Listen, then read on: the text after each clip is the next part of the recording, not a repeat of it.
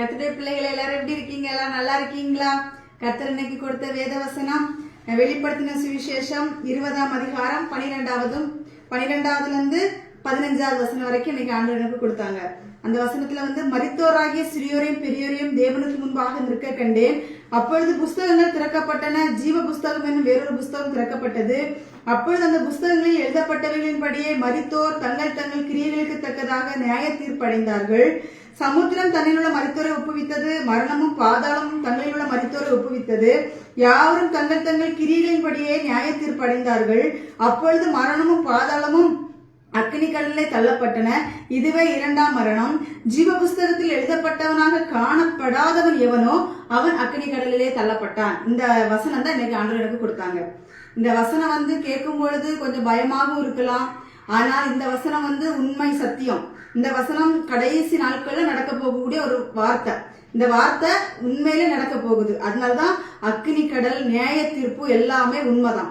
அதுல யாருக்குமே நியாய தீர்ப்பு கிடையாது அப்படின்னு கிடையாது. மரித்தோராகிய சிறியோர் பெரியோர் எல்லாருக்குமே நியாய தீர்ப்பு உண்டு அப்படின்னு சொல்லி இந்த வேத வசனம் சொல்லுது. அவங்க தன்னுடைய கிரியை, இந்த பூமியில அவங்க என்னென்ன கிரியை செய்யறாங்க அதுக்கு தக்கனாப்புல நியாய தீர்ப்பு கண்டிப்பா உண்டுன்னு சொல்லி ஆண்டவர் சொல்றாரு. நன்மை செய்தா நன்மைக்கு ஏற்ற நியாய தீர்ப்பு, கெட்டது செஞ்சா கெட்டதுக்கு நியாய தீர்ப்பு. ஆனா இந்த பூமியில பிறந்த மரித்தோருக்கும் நியாய தீர்ப்பு. இப்போ கர்த்தருடைய வருகைக்கு முன்பாக அநேகர் மரிச்சிருப்பாங்க. ஆனா கர்த்தருடைய வருகையில் அவங்க எல்லாம் உயிர் பழைச்சிருவாங்க. உயிர் பழைச்சு அவங்களுக்கு நியாய தீர்ப்பு உண்டு. அதே சமயத்துல உயிரோடு இருந்து எடுத்துக்கொள்ளப்படுறவங்களுக்கு நியாய தீர்ப்பு உண்டு. எல்லாருக்கும் நியாய தீர்ப்பு உண்டு. அது மாதிரி சிறு குழந்தைகளுக்கு நியாய தீர்ப்பு உண்டு. எல்லாருக்கும் நியாய தீர்ப்பு உண்டுன்னு சொல்லி வேத வசனம் சொல்லுகிறது. அதே போல வெளிப்படுத்தின சுவிசேஷம் 22ஆம் அதிகாரம் 11 12ஆம் வசனம். அதுல ஆண்டவர் என்ன சொல்லியிருக்கிறாருன்னா, அநியாயம் செய்கிறவன் இன்னும் அநியாயம் செய்யட்டும், அசுத்தமாயிருக்கிறவன் இன்னும் அசுத்தமாயிருக்கட்டும், நீதி உள்ளவன் இன்னும் நீதி செய்யட்டும், பரிசுத்தம் உள்ளவன் இன்னும் பரிசுத்தமாகட்டும். இதோ அடுத்த வசனத்தை நீங்க ரொம்ப மைண்டா கவனிச்சுக்கோங்க.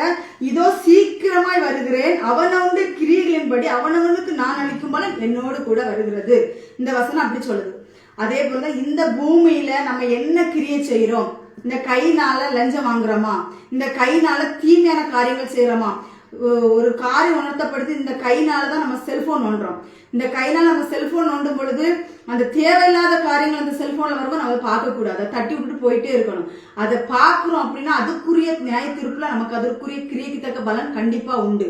துணிஞ்சு ஆபாசமான காரியங்கள் செல்போன்ல பாக்காதீங்க. பாத்தீங்க ரீல்ஸ் பாக்குறாங்க. அதே மாதிரி ரட்சிக்கப்பட்ட பிள்ளைங்க எதுக்கு செல்போன்ல தேவையில்லாத காரியங்கள் நம்ம பார்க்கணும்? ஆவிக்குரியங்கள் காரியங்கள் பார்க்கலாம். ஆவியில நம்ம என்ன காரியத்துல பலப்பட்டு போகலாம் அதை பாருங்க. தேவையில்லாத அசிங்கங்களை பார்த்து ஏன் பாவத்தை சம்பாதிச்சுட்டு நியாய தீர்ப்புனால செல்போன் உங்க முன்னாடி நிற்கும். நீ என்ன பார்த்தல்ல, நீ இந்த காரியங்கள் என்ன பார்த்தல, நியாய தீர்ப்புனால நம்ம பதில் சொல்ல வேண்டியது இருக்கும். ரொம்ப கவனமா இருந்து. அதான் 11ஆவது வசனத்துல சொல்லி இருக்கிறார் ஆண்டவர், அநியாயம் செய்யணும், அநியாயம் செஞ்சுக்கிட்டே இருக்கட்டும். அதை பத்தி நமக்கு கவலையே கிடையாது. சொல்லணும். நம்ம கர்த்தருடைய வார்த்தையை நம்ம எவ்வளவு தூரம் எடுத்து சொல்லணுமோ சொல்லணும். அதான் ஆண்டவர் சொல்லுவார், காதுலவன் கேட்க கடவன், காது இல்லாதவன் கேட்காம அப்படியே இருந்துட்டு போகட்டும். நம்ம சொல்லக்கூடிய நம்ம கடமை. அசுத்தமா இருக்கிறவன் இன்னும் அசுத்தமா இருக்கட்டும், நீதி செய்யறவன் நீதி செஞ்சுக்கிட்டே இருக்கட்டும், பரிசுத்தமாகறவன் இன்னும் பரிசுத்தமாகிட்டே இருக்கட்டும். நம்ம இந்த பூமியில வாழ்ற வரைக்கும் நம்ம பூரணமா இருக்க முடியாது.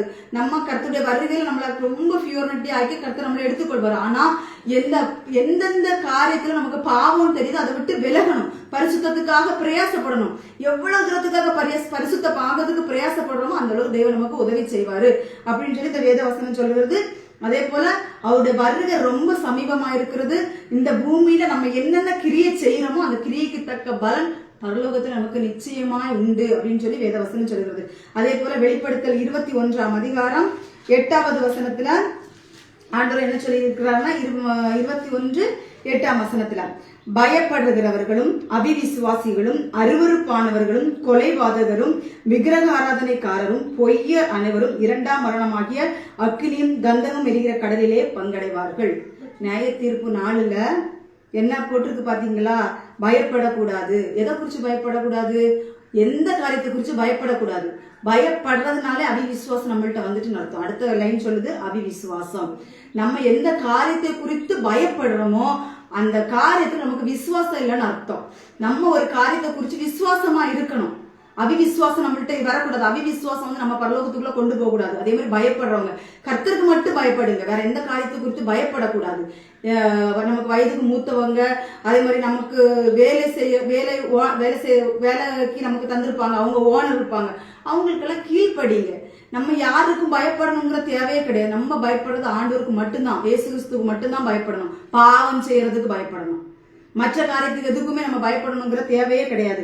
பயப்படுகிறவர்கள் அவிவிசுவாசிகள். அதே மாதிரி கொலைபாதகர்னா இப்ப இல்லைன்னா கத்தி எடுத்து ஒருத்தனை வெட்டி கொள்றதுதான் கொலைன்னு நினைக்கிறாங்க. அது கொலை, அதுவும் கொலைதான். ஆனா பைபிள் வேதவசனம் சொல்லுகிற கொலை எதுனா, ஒருத்தர் சகோதரனை பகைக்கிறானா அது கொலை. இந்த மாதிரிப்பட்ட கொலைகள் அது நீங்க பைபிள் தான் படிச்சு பாத்தீங்கன்னா உங்களுக்கு அநேக காரியங்கள் தெரியும். கொலைகள்லாம் என்னது, கொலைபாதகமான. அதே மாதிரி அன்னைக்கு பொறாமைனால காயின் ஆபேலை கொலை செய்தாரு. என்ன இதுல இது பொறாமை குணங்கள். இது பொறாமைப்படுறதுன்னு ஒரு கொலைபாதகத்துக்குள்ள ஒரு பாவம் தான் அப்படின்னு சொல்லி வேதவசனம் சொல்லுகிறது. அதே மாதிரி விபச்சாரக்காரர்லாம் பரலோகத்துக்குள்ள போகவே முடியாதுங்க. அதான் ஆண்டவர் திருப்பி நான் இதுக்கு முன்னாடி ஒரு மெசேஜ்ல நான் சொல்லியிருந்தேன், ஒருத்தன் இச்சையோடு பார்த்துட்டா அவளோட விபச்சாரம் செய்தாயிட்டு. விபச்சார பாவங்கிறது இதுவும் விபச்சார பாவம் தான். ஒருத்தங்களை நீங்க இடல் உண்டாக்குற மாதிரி துணி போட்டுட்டீங்கல்ல அப்படின்னா நீங்க பரலோகத்துக்குள்ள போகவே முடியாது. நான் திருப்பியும் சொல்றேன், ஒழுங்கா துணிமணிய மானத்தை மறைச்சு துணிமணி போட்டு பழகுங்க. மத்தவங்களுக்கு இடர்ல உண்டாக்குற மாதிரி நீங்க துணிமணி போட்டீங்க நரகத்துக்கு போயிருவீங்க. திருப்பி எச்சரிப்பா சொல்றேன், ஒழுங்கா துணிமணிகளை போட்டுட்டு ரோட்ல எல்லாம் நடங்க. எதுக்கு மற்றவங்களை எல்லாம் இடர்ல உண்டாக்குறீங்க? இந்த மாதிரிப்பட்ட விபச்சார எண்ணங்களை விட்டு விலகுங்க. இது விபச்சாரத்தின் ஆவி. ஆபாசமா துணி போட்டு ரோட்ல சுத்துறீங்களா, இது விபச்சாரத்தின் ஆவி. அதை விட்டு வெளியே வாங்க. வெளில வந்தா ஒழுங்கா பெண்ணை கூறிய துணியை போட்டுட்டு வெளியில வாங்க, இல்லைன்னா நரகத்துக்கு போயிருவீங்கன்னு சொல்லி வேதவசனம் சொல்லுது. சூனியக்காரர், விக்கிரக ஆராதனைக்காரர்னா சிலையை வச்சு வழிபடுறதுதான் விக்கிரக ஆராதனை நினைச்சிட்டு இருக்கிறீங்க. அதுவும் ஒரு விக்கிரக ஆராதனை தான். மற்ற மாதிரி நீங்க எந்த காரியத்தை கொடுத்து பொருளாசை பிடிச்சு வச்சிருக்கிறீங்களோ, எந்த காரியத்தை இச்சிச்சு வச்சிருக்கிறீங்களோ அதுவும் விக்கிரக ஆராதனை தான். அதெல்லாம் விட்டு வெளியில வாங்க. அதே மாதிரி சரளமா பொய் பேசுறது. ஞாயிற்றுக்கிழமை ஆனா பைபிளை தூக்கிட்டு கோயிலுக்கு போறதான வாயில வரதாலும் பொய்யும் ஃப்ராடும் பித்தலாட்டமும் இதெல்லாம் ஆண்டவர் இருக்கிறாரு. நீங்க இப்படிலாம் பண்ணிட்டே இருங்க, நியாய தீர்ப்பு நாள் ஒண்ணு வருது, நரகத்துக்கு போயிருவீங்க. இந்த மாதிரிப்பட்ட இந்த வெளிப்படுத்தல் 21:8 சொல்லி இருக்கிற ஒவ்வொரு வார்த்தையின்படி நீங்க கீழ்ப்படிஞ்சு நடங்க. பயப்படக்கூடாது, அவிவிசுவாசம் கொள்ளக்கூடாது, அருவருப்பு கையில தொட முடியாது. அருவருப்புனா என்னதுன்னா இந்த மாதிரிப்பட்ட காரியங்கள் தான்.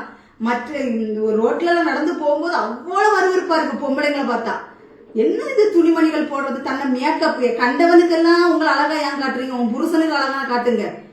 ஊர்ல வரவும் போறவனுக்கெல்லாம் உங்க அழகை வெளிப்படையா காட்டி கொடுக்காதீங்க. ஏன் மற்றவங்களை இடர பண்ண? மற்றவங்க தவறு செய்யறதே உங்களால தானே. இன்னைக்கு சிறு குழந்தைங்க பாலியல் பலாத்காரம் பண்ணப்படுறது எதுனால? உங்களை போலப்பட்ட ஆட்கள்னாலதான். ஒழுங்கா துணிமணி போட்டு ரோட்ல நடங்க, அருவருப்பா நடக்காதீங்க. மற்றவங்க பாக்குறதுக்கு இச்சையா நீங்க துணிமணி போடாதீங்க.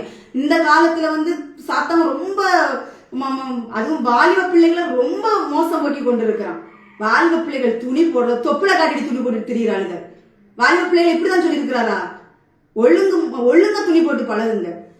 வாலிப பசங்க கூட இப்ப உண்மையை சொல்ல போனா ஆம்பளைங்க வரைக்கும் இப்ப நல்லாதான் இருக்கிறாங்க. பொட்டச்சிகள் இருக்கிறார்களே துணிமணி போடுறதுல ஆபாசமா துணிமணி போட்டுட்டு மற்றவங்களை இடர்கள் உண்டாக்கி அடுத்தவங்களை குளிருக்குள்ள தள்ளி நீங்க போறது மட்டும் இல்ல, மற்றவங்களையும் கொண்டு நரகத்துக்குள்ள தள்ளி விடுறது. கேட்டா நீங்க ஏன் பாக்குறீங்க? நீங்க காட்டினா ஏன் பார்க்க மாட்டாங்க? முதல்ல நீங்க மறைங்க, பாக்குறவன் ஒழுங்கா பார்ப்பான். நீங்க எல்லாத்தையும் காட்டிட்டு நடந்தீங்கன்னா பாக்குறவன் இச்சியோட தான் பார்ப்பான். இடர்ல உண்டாக்கதான் நீங்க செய்யறீங்க. நீங்க நரகத்துக்கு போறது பரவாயில்ல, அதுவும் நீங்க கூட நரகத்துக்குள்ள தள்ளி விட்டுறாதீங்க. ரொம்ப கவனமா இருந்து ஆண்டவருக்கு பிரியமா நடக்கக்கூடிய வழியை பாருங்க.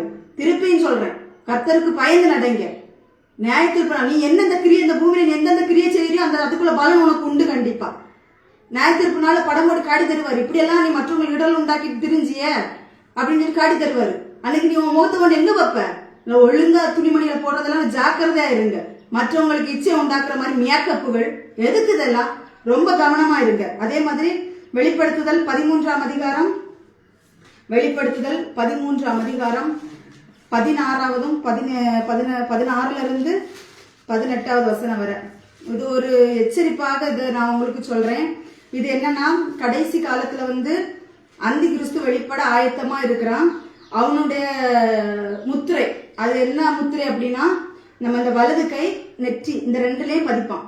அது அந்த வசனம் சொல்லுது பாருங்க, அது சிறியோர் பெரியோர் ஐஸ்வர்யவான்கள் தரித்திரர் சுயாதீனர் அடிமைகள் இவர்கள் யாரும் தங்கள் தங்கள் வலது கையிலாவது நெற்றிகளிலாவது ஒரு முத்திரையை பெறும்படிக்கும் அந்த மிருகத்தின் முத்திரையாவது அது நாமத்தையாவது அந்நாமத்தின் இலக்கத்தையாவது தரித்துக் கொள்கிறவன் தவிர வேறொரு கொள்ளவும் விற்கவும் கூடாதபடிக்கு செய்தது.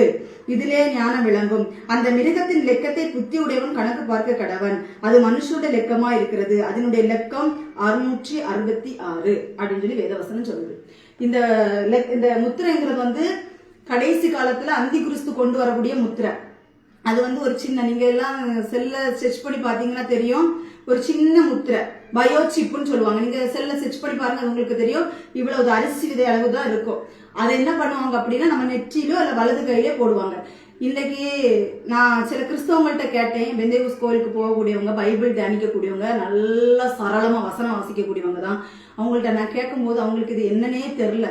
அதனால கர்த்தர் இதை சொல்லணும்னு எனக்கு ஏவுனாரு. பிரசங்கம் வேற, ஆனா இதை சொல்லணும்னு ஆண்டவர் ஏவுனால அதை உங்களுக்கு சொல்லித்தரேன். அந்த சிப் அளவுல தான் அந்த முத்திரை இருக்கும். அந்த ஃபேக்டரி எல்லாம் ஓபன் ஆயிட்டு சிப் எல்லாம் தயாரா இருக்குது. நீங்க அதை அந்த நெத்திலேயோ இல்ல வலது கையிலேயோ போடுவாங்க. நீங்க அதை போட்டீங்கன்னா பரலோகத்துக்குள்ள போகவே முடியாது. அந்த சிப்பு போடக்கூடாது. நம்ம பட்டினியே கிடந்து செத்தாலும் சாகலாமே தவிர அந்த சிப்பு போடாதீங்க. போட்டீங்கன்னா பரலோகத்துக்குள்ள போக முடியாது. அது எப்படின்னா வெளி வந்துட்டு அந்தி கிறிஸ்துவனுடைய காலம் எல்லாம் வெளிப்பட்டுட்டுங்க. இனி நாட்களே கிடையாதுங்க. ரொம்ப கர்த்தருடைய வருகை சமீபம் ஆயிற்று. கர்த்தருடைய வருகையில நம்ம எல்லாருமே எடுத்துக்கொள்ளப்படணும். நம்ம அந்த ஜிப்பை போட்டுட்டு திருப்பி அந்த ஜிப்பை நம்ம வெளியில எடுக்கணும்னா முடியாது. அதனால ஒரு கவனமா இருங்க. அவனுடைய அடுத்த ஸ்டெப் என்னன்னா, இப்ப என்ன பண்ணிருக்கான் அப்படின்னா, கொரோனா நமக்கு அதுக்குள்ள ஆயத்தத்தை எல்லாம் பண்ணிட்டான். நமக்கு காய்ச்சல்னா எங்க அந்த நாக்கு கடியில வச்சு செக் பண்ணுவாங்க, அப்படித்தானே? இல்லைன்னா கமுக்கூட்டுல வச்சு காய்ச்சல் செக் பண்ணுவாங்க. ஆனா கொரோனா வந்தப்ப நமக்கு எங்க செக் பண்ணாங்க? வலது கையிலயும் நெற்றிலையும் நமக்கு காய்ச்சலுக்கு செக் பண்ணாங்க. இதெல்லாமே அவங்க போட்ட திட்டத்துல ஒன்று. அதனால நம்ம இனி ஒரு கொள்ளை நோய் வரும்னு சொல்றாங்க. ஜெகன் பாஸ்டருடைய மெசேஜ் நீங்க போய் கேளுங்க, அதுல எல்லாமே அவர் சொல்லுவாரு. இனி அடுத்தது ஒரு கொள்ளை நோய் வரது, 3ஆம் உலக யுத்தம் வரப்போகுது, எல்லாமே வரப்போகுது. இதுல அந்தி கிறிஸ்து வெளிப்பட்டே தீருவான். அந்தி கிறிஸ்து வருவான். அவனுடைய காலத்துல நம்ம ரொம்ப அது ஒரு உபத்திரத்தின் காலம். நம்ம ஆண்டவர் இயேசு கிறிஸ்து அவர் வருகையில நம்ம அனைவரும் எடுத்துக்கொள்ளப்படணும்னா நம்ம அந்தி கிறிஸ்து காலத்துல கடந்து சித்திரவதை அனுபவிப்போம். அதுக்கப்புறம் இரத்த சாட்சியா மறிக்கிறவங்க மாத்திரம் தான் பரலோகத்துக்குள்ள போக முடியும். மற்றவங்க யாரும் போக முடியாது. அதுல நான் திருப்பியும் சொல்றேன், கர்த்தருடைய வருகை ரொம்ப சமீபம். இந்த மாதிரிப்பட்ட பாவ அசுத்தங்களை விட்டு, அருவறுப்புகளை விட்டு நீங்க வெளியில பரலோக ராஜ்யத்துக்கு ஆயத்தப்படுங்க. இன்னைக்கு பாவத்தை குறித்து எச்சரிக்கிறது ரொம்ப குறைஞ்சு போச்சுங்க. இப்ப பாவம்னா என்ன பாவம்னு சொல்லிட்டு இருக்காங்க தெரியுமா? விபச்சாரம் செய்யறது பாவம், வேசித்தனம் செய்யறது பாவம், கொலை செய்யறது பாவம், மற்ற மாதிரி விக்கிரக ஆராதனை செய்யறது பாவம். இதெல்லாம் தான் பாவம் நினைச்சிட்டு இருக்கிறாங்க. சின்ன சின்ன பாவம். அதான் ஒருத்தவங்க சாட்சி சொல்லி இருந்தாங்க. அவங்க நரகத்துக்கு போயிட்டு வந்தவங்க, உண்மை சொல்றாங்க, மறிச்சு நரகத்துக்கு போயிட்டு வந்தவங்க. அவங்க என்ன சொல்றாங்க அப்படின்னா, நரகம் ஒண்ணு இருக்குது. அந்த நரகத்துக்கு போயிட்டு அவங்க அந்த இடத்துல சாட்சி சொல்றாங்க, பரலோகத்துல பாவங்கிற அந்த எழுத்துக்கு வேடுக்கு கூட இடம் கிடையாது. பாவங்கிற வேடுக்கு கூட இடம் கிடையாது. அப்ப நம்ம எவ்வளவு கேர்ஃபுல்லா இருக்கணும் பாத்துக்கோங்க. சர்ச்சுக்கு ஒரு துணி அடுத்தவங்க நம்மள பார்க்கணும்னு சொல்லி அந்த துணியை போட்டு போனா அது பாவம். அது கூட எழுதி வைக்கப்பட்டிருக்கிறது.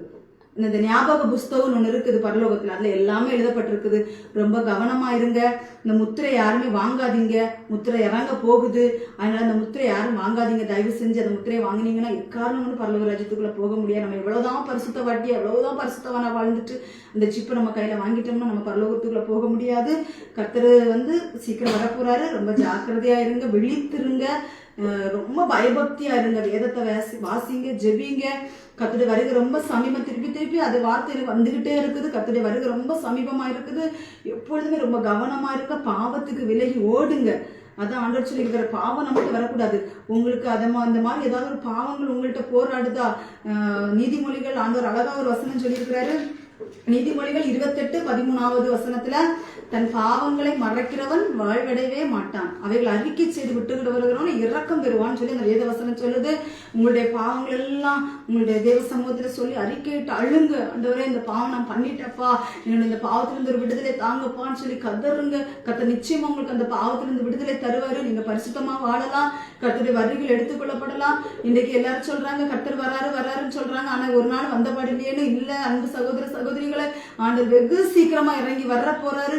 ரொம்ப கவனமா இருங்க. கர்த்தர் தாம் இந்த வார்த்தைகள் எல்லாம் ஆசீர்வதிப்பாராக. ஆமென். ஒரு சிறிய ஜெபம் செய்துக்கிறேன்.